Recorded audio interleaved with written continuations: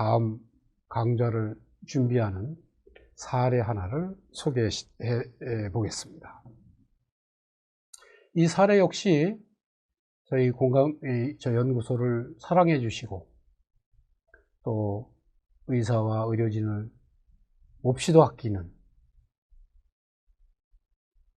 어르신께서 저에게 강의에 보탬이 되라고 보내주신 사례입니다.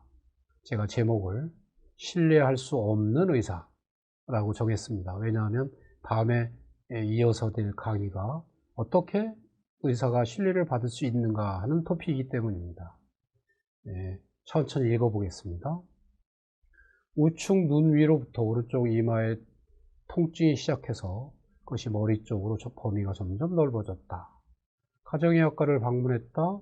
주치의사는 정확히 원인을 모르겠다고 했고 약을 처방해 주면서 다시 보자고 했다. 처방약을 복용했음에도 불구하고 오른쪽 눈 주위가 점점 더 붉어졌고 이어서 물집이 눈꺼풀과 주변에 나타났으며 통증도 더 심해졌다. 다시 방문하니 대상포진이라는 진단과 함께 약을 처방해 주었다. 그러면서 이런 의견을 주셨습니다. 눈꺼풀에 물집이 잡히고 퉁퉁 부어 뜰 수 없을 정도로 심한 상태인데 안대를 하고까지 갔는데 이렇게 찾아온 환자의 눈을 한번 직접 확인도 해보지 않고 어떤 근거로 판단했는지 약만 처방해 줬다. 제대로 진찰했는지 좀 믿음이 안 간다. 이런 말씀을 주셨습니다. 또 가정의학과를 방문했는데 전반적인 상태를 파악해서 필요하다면 보다 전문의 진료를 받기 위해서 가정의학과를 방문하는 그런 루틴을 가지고 계신데 눈에 걱정되는 상황임을 알면서 왜 다른 전문의에게로 전과를 해주지 않는 것인가? 이런 의문은 당연히 가질 수 있으실 것 같습니다.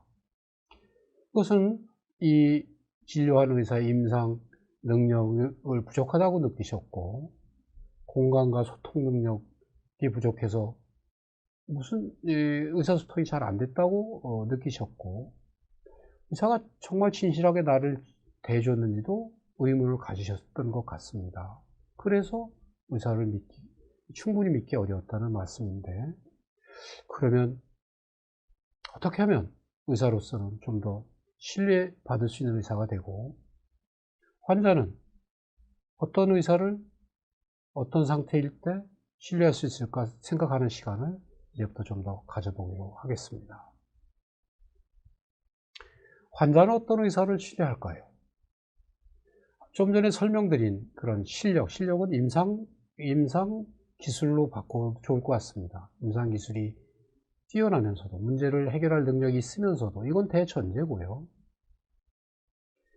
진실한 의사, 소통하는 의사, 또 공감하는 의사, 그리고 친절한 의사. 여기 제가 물음표를 해놨는데 이거는 실제 어떤 심도 있는 연구를 하는 의사가 결론으로 제시한 4가지 요소, 인자, 팩터들입니다. 근데 여기에는 최근 들어서 의견을 달리하는 연구들이 있습니다. 그걸 함께 소개시켜 드리기 위해서 제가 퀘스천 마크를 붙여놨다는 말씀을 미리 드립니다. 하나하나 짚어가면서 우리가 검토해 보기로 하죠. 진실한 의사란 진료와 관련한 검사와 치료 절차에 있어서 솔직한 의사를 말할 겁니다.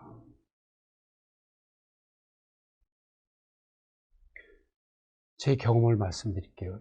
이 사례는 지난번에 제가 쓴 책을 보고 회원분께서 질문해 주셨던 그 사례인데 어렵게 간 조직검사, 간 침 생검을 하고 그것을 검사실로 보내는 과정에서 이것을 전달하는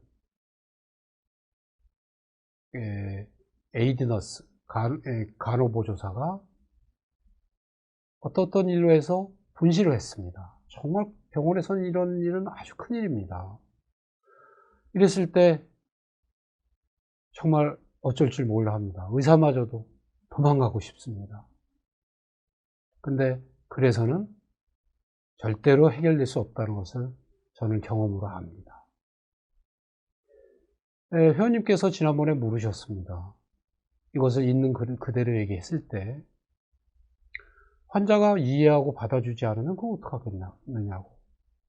맞습니다. 그런 문제가 있을 수도 있죠. 그런데 다행히도 이 환자분은 제가 수년간 진료실에서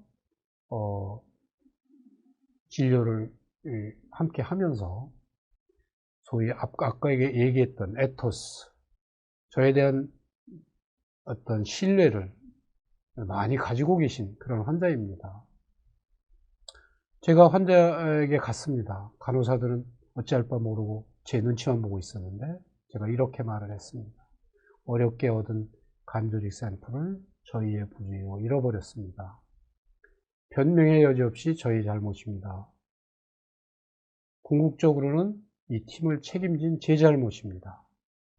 죄송합니다. 감정에 충분히 설명을 하면서 감정에 제가 저에게 책임이 있다는 것을 감정에 호소하는 파토스입니다. 그런데 진료는 제대로 또 진행이 돼야 되지 않겠습니까? 그래서 다음 말을 이었습니다. 그런데 환자분의 진료를 책임진 주치의로서 무엇보다 환자분의 진료가 차질 없이 진행되는 것이 가장 중요합니다. 이제 회복하신 환자분께 말씀드리기 어렵지만 다시 한번 했으면 합니다. 동의해 주시면 고맙겠습니다. 부탁을 드리겠습니다. 논리정연하게 설명을 한 로고스입니다. 환자분은 앞에 저와의 신뢰관계가 있었기 때문에 이런 어려운 상황에 처했음에도 불구하고 물론 기분이 좋지는 않으시죠. 잠시 생각에 잠기시더니 제 의견에 동의해 주셨습니다.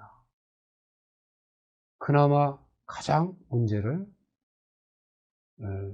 바르게 해결할 수 있는 방법이라고 저는 지금도 믿고 있습니다. 피노키오 사진을 제가 그려놨는데 의료진들이 혹시라도 잠깐의 유혹 때문에 그런 유혹을 받습니다. 이걸 어떻게 숨길 수는 없을까? 다르게 말할 수는 없을까? 거짓으로 책임을 모면하려 한다면 점점 더 불신의 늪에 빠져서 자승자박, 자기가 자기를 묶어서 꼼짝 못하는 일이 생깁니다. 피노키오가 코가 길어져서 점점 길어지는 것처럼 이런 어찌할 수 없는 어떤 그 결과를 얻게 될지도 모릅니다. 이 강좌를 듣고 계신 의사 선생님이 계시다면 의사로서, 또 환자나 보호자 계시다면 환자나 보호자로서 우리 함께 생각하는 시간이 되었으면 좋겠습니다. 또 거짓말 중에 우리가 또 임상에서 자주 접하는 문제가 있습니다. 위중한 환자를 만났을 때, 제 경우는 저는 간을 전공하는 의사이기 때문에 어떤 환자가 간암으로 진단받아서 환자분의 문제는 환자분은 지금 간암으로 진단됐습니다. 이러이러한 어려운 치료를 해나가셔야 될 것 같습니다 하는 설명을 제가 드려야 될 상황을 수도 없이 많이 만났습니다. 그런 경험을 통해서 제가 얻은 것은 제가 책에서도 적어놨습니다만은 처음부터 환자들에게 모든 사실을 상세하게 다 설명하는 것은 그것이 바람직한가에 대해서는 이의가 있을 수 있습니다. 그래서 저 같은 경우는 이런 경우에 환자분의 검사 결과를 종합해 보니 불행하게도 간에 혹이, 종양이 생겼습니다. 그래서 정밀검사와 치료가 필요합니다. 이렇게 말을 합니다. 그러면 환자분은 거기까지 듣고 굉장히 우울해하거나 좀 마음의 준비가 더 필요한 분들은 제 눈치를 살피는 것이 일반적입니다. 그런데 어느 환자는 악성인가요? 그러면 저는 네, 악성입니다. 암인가요? 네, 암이란 말씀입니다. 이렇게 들을 준비가 된 환자들에게는 진실을 숨김없이 말해줍니다. 제가 그렇게 묻는 환자들이 오히려 결심을 단단히 하면 했지, 삶을 포기하거나 치료를 포기하는 경우는 없다는 말씀은 못 드리겠지만 거의 없었던 것 같습니다. 그래서 들을 준비가 된 환자들에게는 진실을 숨김없이 말해주는 것이 옳을 듯하다는 것이 제 소신입니다. 그렇게 의사가 하지 않으면 그들은 의사와 가족들마저 내 편이라고 생각하지 않을 수가 있습니다. 따라서 다음 진료, 자신에게 진실을 숨긴 의사와 가족들을 더 이상 믿을 수 없기 때문에 다음 진단 과정, 치료 과정에 장애가 될 수도 있습니다.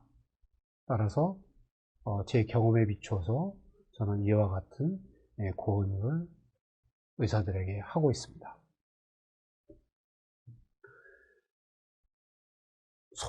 원활하게 소통을 할 수 있는 의사를 환자는 믿습니다. 환자의 이야기를 주의 깊게 경청하면서 관심을 표현하는 의사, 이런 의사가 소통을 원활히 하는 의사겠죠. 의사들은 특히 아까 예를 들어드린 것처럼 위중한 환자를 만났을 때 방어적이기 쉽습니다. defensive, 수동적이기 쉽습니다. 뭔가 적극적이고 위험을 감수할 만한 진단 검사를 피하기 쉽습니다. 근데는 그렇게 되면 환자에게 불이익이 돌아갑니다. 따라서 의사는 최상의 치료 효과를 얻기 위해서 원활한 소통을 하는 방법을 터득해야 됩니다. 이 원활한 소통을 위해서는 말로 하는 또 비언어적인 그런 소통 방법이 있는데, 조금 전에 그 아리스토텔레스의 레토릭 트라이앵글에서는 말로 하는 소통 방법을 제가 설명드린 것입니다. 또한 환자와 가족들 역시 병원과 의료진을 신뢰하고 그들의 결정을 존중해 주어야 상호 원활한 소통이 가능하고 그로 인해서 최상의 치료 효과를 얻을 수가 있습니다. 다시 강조하지만 좀 전에 말씀드린 말로 하는 그런 의사소통 말고도 의료진들은 다양한 비언어적 의사소통 기술까지도 습득할 필요가 있습니다. 여기서 제가 비언어적 의사소통 기술에 대해서는 앞으로 자세히 말씀드릴 기회가 있을 것입니다만은 한 가지 꼭 짚고 가고 싶은 것은 침묵입니다. 어떤 경우에는 환자의 질문에 대해서 무조건 다 답을 하는 것이 원활한 의사소통이 아니고, 따뜻한 눈길로 환자를 쳐다보고 손을 잡아주고 몇 초 시간을 갖는 침묵 역시 중요한 의사소통이 된다는, 기술이 된다는 것을 강조하고 싶습니다. 여기에 대해서는 앞으로 좀 더 자세히 우리가 검토할 기회가 있으니까 이 정도로 하고 다음으로 넘어가겠습니다. 말로 하는 그러한 의사소통 이외에 이 테일러라는 커뮤니케이션의 캐나다 의사인데요. 커뮤니케이션을 전공하는 아주 유명하신 분인데, 교수님이신데, 기술에 대해서 이렇게 하는 게 효과적입니다 하고 소개한 부분이 있어서 제가 제목만 하나하나 짚어가겠습니다. 말로 하는 것 말고 적극적인 청취, 액티브 리스닝, 듣는데 액티브하게 듣는 어떤 방법이 다음에 좀 더 디테일을 설명을 드릴 것이고요. 비언어적 의사소통, non-verbal communication, 역시 아주 중요하다. 듣고만 있는 게 아니라 질문하는 것, 분명하고 간결하게 말하는 것, 확인하고 요약하는 것, 공감적인 관계를 맺는 것, 반응, 피드백을 주는 것, 신뢰관계를 유지하는 것, 컴퓨터를 보면서 의사소통하지 말고 묻고 듣지 말고 함께 그 자리를 하면서 함께 대화 속으로 빠져드는 의사소통을 할 수 있는 그러한 기술이 필요하다고 주장하고 있습니다. 반면에 의사소통을 방해하는 장애물이 되는 것도 있는데, 타인에 대해서 미리 판단하는 것, 선입견을 갖는 것, 상대방에 대해서 무관심, 그럴 리가 있겠느냐고 하지만 요즘에는 진료실에 가면 의사들이 컴퓨터에만 열중하고 환자나 가족들에게 눈길을 덜 주는 경우가 적지 않게 있습니다. 그러지 말라는 얘기가 되겠죠. 의사들만 알아듣는 전문 용어를 사용해서 의사 간호사들끼리 자기들끼리 하고 무슨 얘기인지 못 알아듣게 해서 소외를 시키는 것, 이거 안 된다는 거죠. 원치도 않는데 해결책이나 충고를 미리 섣불리 주는 것, 이것도 원활한 의사소통에 방해가 된다는 겁니다. 여기에 대한 우리 사례를 오늘 말고 다음 시간에 제가 사례를 가지고 여러분께 설명을 좀 더 보충해 나가도록 하겠습니다. 타인의 관심사를 회피하기, 동문서답하는 경우가 없을 것 같지만 있습니다. 환자가 말하는 내용에 관심을 가져주고 그 주제에 관해서 의사소통을 해야 된다는 얘기가 되겠죠. 지난번에 또 회원님께서 질문하신 내용에 제가 비슷한 대답을 드렸는지 모르겠는데요. 의사들은 항상 기도를 합니다. 기도한다고 해서 난 기독교 신자도 아닌데 하나님께 기도해야 되나? 아닙니다. 부처님께 기도할 수도 있고 우리 증조 할아버지께 바랄 수도 있고, 또는 글을 쓰면서 글 속에서 기도할 수도 있고, 원하는 것을 털어놓을 수도 있고, 이걸 다 기도라고 표현한 겁니다. 항상 그렇습니다. 난 안 그렇다는 분들도, 의사들도 그런 부분이 반드시 있을 겁니다. 잘 생각해 보시면 우리는 무엇을 위하여 간절하게 이런 기도를 하는 것일까? 날 찾아오는 환자들이 최상의 치료 결과를 얻었으면 하는 마음에서, 환자들과 원활한 의사소통을 하길 원하는 마음에서, 그럼에도 내가 도와줄 수 있는 한계, 무력함을, 그 공허함을 채우기 위해서, 그리고 진료 후에 혼자 있는 시간에 밀려드는 그 괴로움과 갈등을 스스로 달래고 재충전해서 다음 진료실로 달려가기 위해서 우리는 여러 가지 방법으로 기도를 합니다.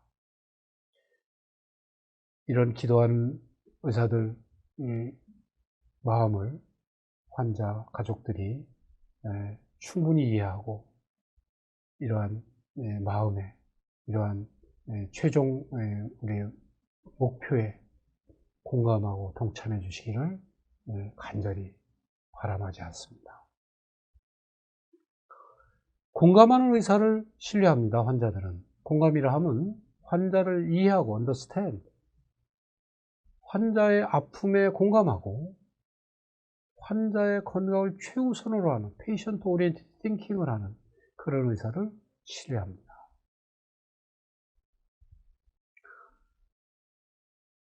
의사는 환자와 가족들로부터 신뢰를 받기 위해서 환자의 고통에 공감하고 환자가 느끼는 고통을 함께 느끼고 이해해야 됩니다.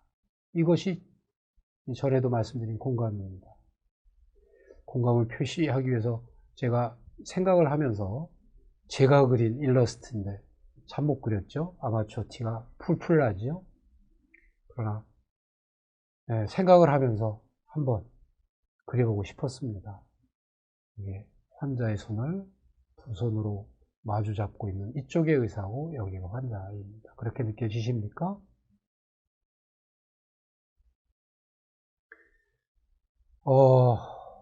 공감하는 의사를 환자나 가족들은 어떻게 생각할까? 쉬운 말로 표현하면 저 의사는 내 편이야 라고 생각할 것 같습니다. 저 의사는 내 편이야 라고 어떤 의사를 생각한다면 환자나 가족들은 그 의사가 아주 공감 능력이 뛰어난 의사라고 인정해 주신 겁니다. 위기에 처한 환자와 가족에게 내 편 의사는, 공감 능력이 풍부한 의사는 아주 큰 의지가 됩니다. 힘이 됩니다. 담당 의사가 내 편이라고 느끼는 순간 환자와 가족들은 그를 신뢰하고 의지할 수 있게 됩니다. 그러므로 의료진은 환자와 가족들로부터 신뢰를 받기 위해서 환자가 처한 상황을 동정, 하기보다 환자의 아픔을 함께 느끼고 그가 겪고 있는 고통스러운 여정에 동반자가 되어서 내 편 의사다, 내 편 간호사다, 내 편 의료기사다라고 평가를 받을 수 있었으면 좋겠습니다. 이런 소망을 제가 이 책에 이렇게 적어놨습니다. 제 경험을 보면 일단 환자와 가족들이 의료진의 진심과 공감을 인정하게 되면 그들은 그 의료진에게 무한한 한도 끝도 없는 신뢰와 존중을 보내게 될 것입니다. 저는 그런 현장을 많이 경험해온 의사입니다. 후배 의사 선생님들 부디 환자와 가족이 내 편이라고 생각하는 내 편 의사가 되기를 진심으로 소망합니다. 마지막으로 연구에 의하면 환자가 친절한 의사라고 느낄 때 신뢰합니다. 즉 친절한 의사라 하면 요즘에 이러한 앙케이트 조사를 병원마다 많이 하는데요. 국가 시책으로 그런 의사를 고언하고 그런 의사가 있는 병원을 좀 칭찬해주고 격려해주기 위해서 그런 일들을 많이 여론조사를 하고 있는데 주로 이런 조사를 합니다. 환자의 요구를 잘 들어주는 의사, 이런 의사를 친절한 의사라고 뽑습니다. 점수가 높게 나옵니다. 그런데 제 경험도 그렇고 어떤 연구에 의하면 이런 친절도 검사에서 좋은 평가를 받은 의사한테 치료받은 환자들이 치료 성과가 좋았을까? 반드시 그렇지 않다는 얘기입니다. 재밌는 결과죠. 따라서 저는 이렇게 생각합니다. 친절한 의사란 우리가 어떤 상점에 갔을 때 주인이 손님에게 행하는 친절, 백화점에 갔을 때 엘리베이터를 탈 때, 요즘은 엘리베이터에 그런 안내하는 안내자가 없지만은 옛날에는 올라갑니다, 내려갑니다, 안내해주고 여기 몇 층입니다, 안내하시는 분이 계셨는데 그분들의 친절과는 다르게 다른 종류의 친절이어야 된다. 친절한 의사가 신뢰받는 건 맞지만 다른 종류의 친절해야 된다라는 게 제 주장입니다. 환자의 요구가 무엇이든지 그 요구를 무조건 다 들어주는 의사. 그럼으로써 환자들이 주관적으로 평가하는 만족도가 높아 소위 따옴표 친절한 의사로 평가해서 점수를 많이 주는 의사가 반드시 좋은 의사, 실력 있는 의사는 아닐 것이다 하는 게 제 생각입니다. 그러면 의사의 친절이란 질병의 중증도를 고려하고 진단과 치료의 적정성을 종합적으로 잘 판단해서 받아들일 건 받아들이고 거절할 건 또 거절할 수 있는 이런 의사 선생님 만나셔서 친절도 점수를 좀 적게 주신 환자분들 계실 텐데 저는 이런 의사가 진정, 좋은 의사, 친절한 의사, 실력 있는 의사라고 생각합니다. 앞으로 이런 의사 선생님을 병원에서 만나면 친절한 의사 점수를 좀 많이 주셨으면 하고 제가 바라고 있습니다. 이런 의사가 끝내는 환자의 문제를 효율적으로 해결함으로써 환자에게 보다 많은 이익을 제공할 수 있다고 저는 믿고 있고 그리고 끝내는, 한 번 보는 게 아니라 뭐 몇 달, 몇 년을 계속 만나게 되면 환자 보호자들도 이러한 의사에게 굳건한 신뢰를 보낼 것이라고 저는 생각하고 있습니다. 제 생각에 동의를 해줄 수 있는지요? 우리가 공감 클리닉을 만들기 위해서 제가 오늘은 의료인들의 자세와 해야 할 일에 초점을 맞추겠다고 했는데, 우리 의료인들이 넘어야 될 장애물들이 여럿이 있습니다. 정리해보면 여러 가지 이유로 우리가 원치 않지만 3분, 어느 경우는 뭐 1, 2분 만에 진료를 끝내야 될 경우도 있습니다. 짧은 진료 시간, 우리가 넘어야 될 장애물들인데, 공감치료 클리닉을 만들기 위해서는요, 의사 환자 간의 소통 부족, 꼭 의사만의 잘못은 아닐 수도 있고 환자만의 잘못도 아닐 수도 있고 복합적인데, 또 의료진의 공감 능력 부족, 뭐 교육하는 단계부터 그 다음에 의료진으로 일을 해오면서 그 과정이 다 포함됩니다만, 이러한 장애물들을 우리가 해야 됩니다. 이런 일들이 왜 벌어졌을까? 한마디로 얘기하면 두려움 때문입니다. 이런 문제에 고민을 많이 한 학자들은 이렇게 말합니다. 어떤 두려움? 저희가 2020년도에 번역한 이태리 이야기학자인 마리니 박사에 의하면, 무언가 부당한 일이 일어날 수 있다는 두려움. 환자들이 화가 나서 뭐 좋지 않은, 바람직한 하지 않은 행동을 할까 하는 것에 대한 두려움. 사실 있죠. 사회 문제가 되기도 하고, 자신이 속한 집단으로부터 비난받을 수 있다는 두려움. 그래, 너 잘났어. 네가 그런다고 될 것 같아? 자신의 특권을 상실할지 모른다는 두려움. 자신의 권위, 교수로서의 권위, 의사로서의 권위를 잃을지 모른다는 그런 공포 등등이 우리를 두렵게 하고 이런 문제를 해결할 수 없게 만듭니다. 그러나 해결해야 되겠죠. 그러기 위해서 우리에게는 용기가 필요합니다. 이런 두려움을 극복할 수 있다는 용기, 그를 통해서 이런 두려움을 해결하고 우리가 넘어야 될 장애물들을 함께 넘어가 봅시다. 그러면 우리는 반드시 공감 클리닉을 만들어낼 수 있다고 저는 확신하고 있습니다. 또 실제 누구의 잘못도 아닙니다만은, 우리가 좀 더 우리의 노력이 부족해서, 혹은 우리가 의사를 만들고 재교육하는 시스템이 미비해서 환자 편에서는 내 편 의사를 잘 만들지 못해 왔는데, 이런 의사를 만들어야 우리가 공감 클리닉의 주인공들을 많이 만날 수가 있을 겁니다. 그러기 위해서 우리는 의과대학 교육 과정에서, 혹은 의사가 된, 혹은 간호사가 된, 의료기사가 된, 병원에서 일하는, 검사실에서 일하는 분들, 행정하시는 분들, 사회복지사들, 어떻게 공감 능력을 키우고 어떤 방법을 동원해서 정말로 마음이 푸근하고 풍성한 그런 의료진을 만들 수 있을지, 제 의견을 정리해서 말씀드리면서 오늘 강좌를 마무리할까 합니다. 마음이 따뜻한 의사를 꼭 의사라고 생각하지 말고 간호사분들이 들으시면 간호사라고 바꿔주셔도 됩니다.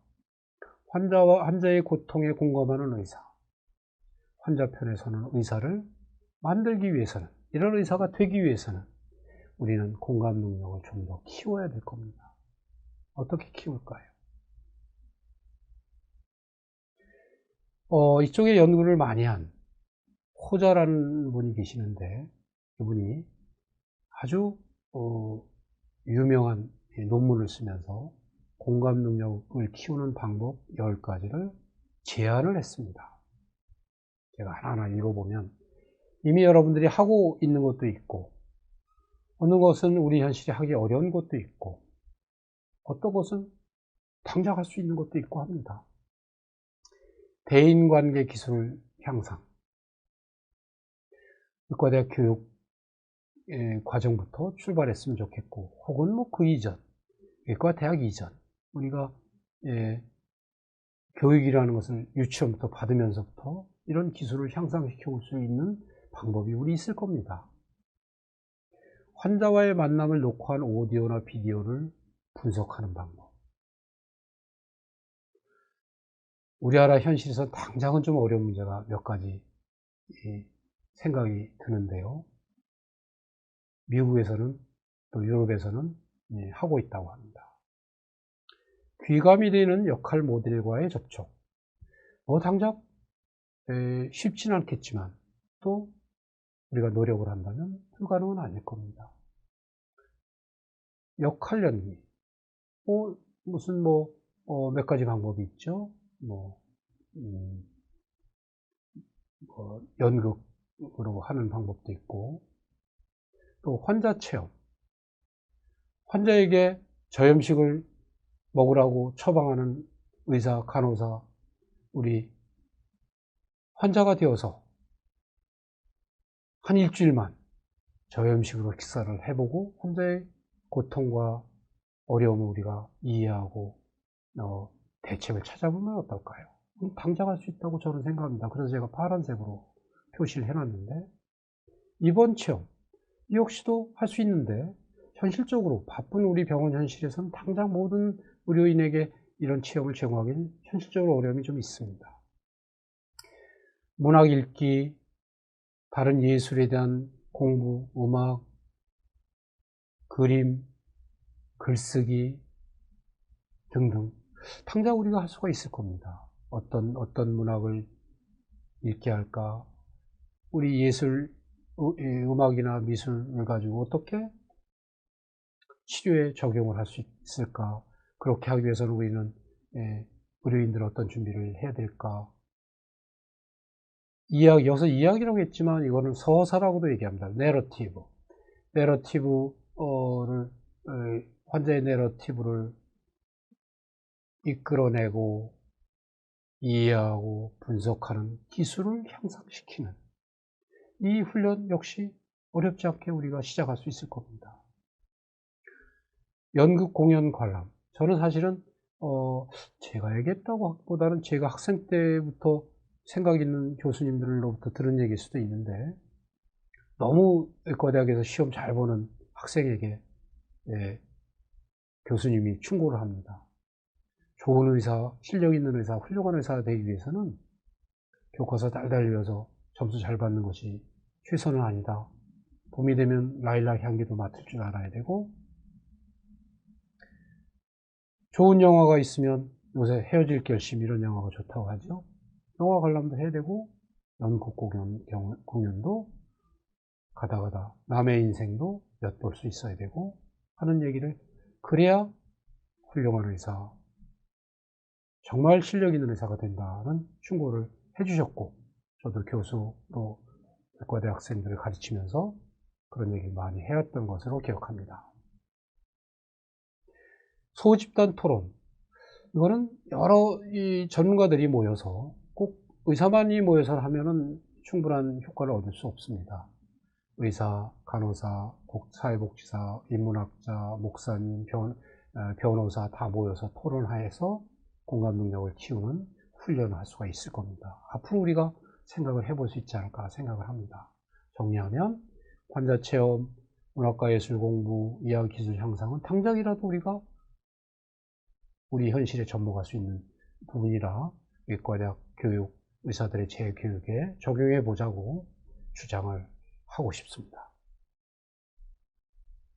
다음으로 의료인문학과 의료윤리인데, 환자를 장기, 오간, 심장, 폐, 이런 장기나 시스템, 소화기 시스템, 순환기 시스템, 이런 시스템이 아닌 인간, 휴먼 비잉, 개인이나 온전한 개체, 인디비주얼로 생각할 수 있는, 그렇게 취급하고 판단하고 이해하고 치료할 수 있는, 관리해 줄 수 있는, 케어해 줄 수 있는 그런 의료인을 만들려면 의료인문학과 의료윤리가 큰 역할을 할 것입니다.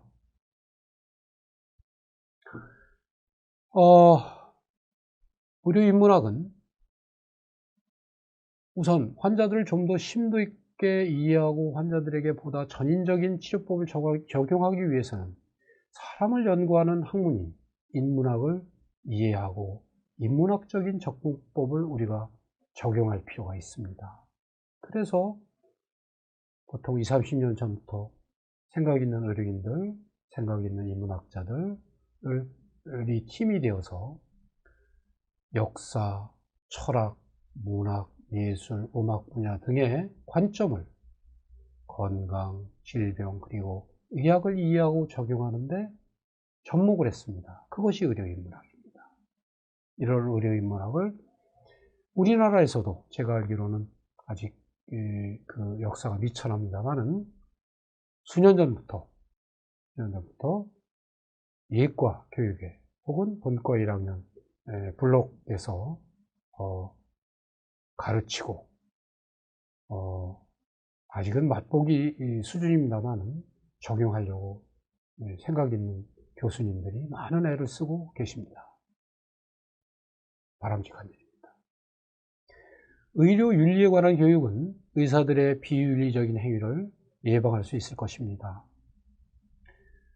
그리고 의사의 철학적 사고 부족과 환자와의 소통 부재를 극복하고 삶과 죽음의 문제를 의료진 자신의 문제로 받아들이고 깊이 고민하는 그런 의료진을 성장할 수 있도록 도와줄 수 있을 겁니다.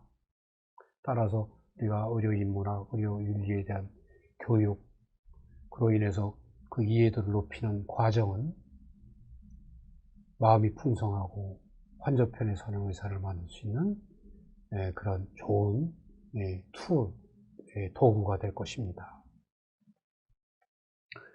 또한 한 20년 전부터 전 세계적으로 보면 이야기가 내러티브 메디슨이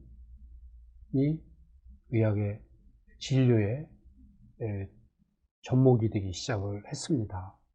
이를 통해서 다른 사람들의 스토리와 어려운 사정을 의료진이 이해하고 적절하게 행동할 수 있는 이런 능력을 함양하고 증진시킬 수 있는 그런 방법이 됩니다. 그러한 이야기학을 실천하는 방법, 또 도구 중에 하나로서 패러렐 차트, 병행 기록이라는 것을 이용하는데 환자와의 개인적인 경험, 의학적인 데이터가 아니고요. 개인적인 경험을 기록하고 추적하는 이런 도구를 이용해서 좀 더 환자 편에 서는, 환자들이 내 편 의사라고 생각하는 그런 의사로 변신을 할 수 있을 거라고 생각이 됩니다. 좀 더 풀어보면 내러티브 메디슨, 이야기의학은 질환의 스토리를, 환자 개개인 질환의 스토리를 다 다릅니다. 질병명이 똑같아도 다른 이런 스토리들을 파악하고 해석하고 그것을 통해서 환자 개개인의 개별화된 맞춤 치료를 할 수 있는, 환자에게 그런 맞춤 치료를 제공할 수 있는 그런 의학을 얘기합니다.